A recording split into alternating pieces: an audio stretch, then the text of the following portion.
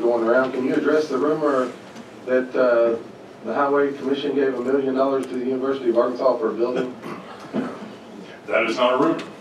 I will address that head on. In the session 2 years ago, we found a little bit of money. There was some interest earned, so our revenue, the state highway revenue, is deposited into the Treasury. It earns interest.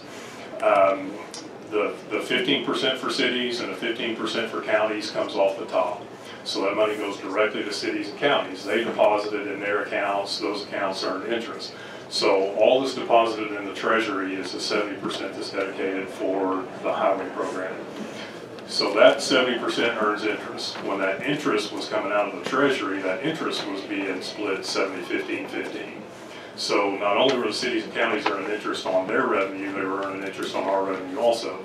It's about $1.5 million a year. So we approached some members and said we would like to correct that.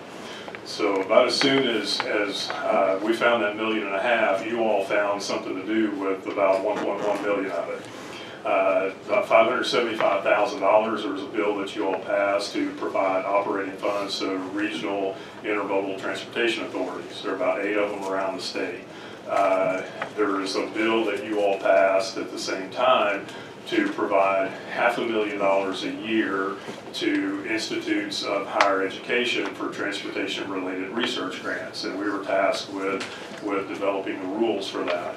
So you all passed that said $500,000 a year would be dedicated to transportation-related research.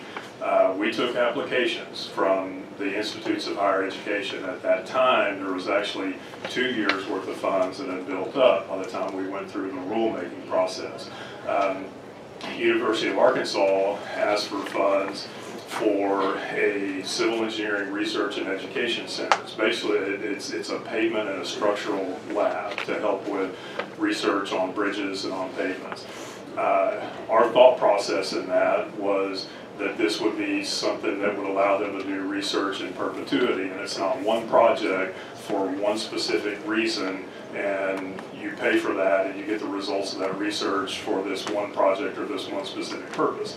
It is for something that will be for continuing to recruit and develop engineers, and we're the largest employer of civil engineers in the state, and it would allow them to continue to do ongoing research that would help us make our processes and our materials better.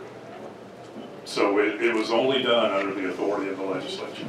If I could have a follow-up, please. You're recognized. Thank you, and I appreciate you giving me that education and reminder of maybe how that went. Hindsight's 20/20, you know.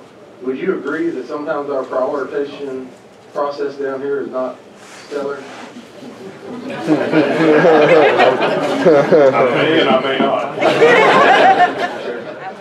I will, Representative Payton. Representative Kozar, you're recognized for a question. Stick to the facts. Thank you, Mr. Chair. Representative Wardlaw, I heard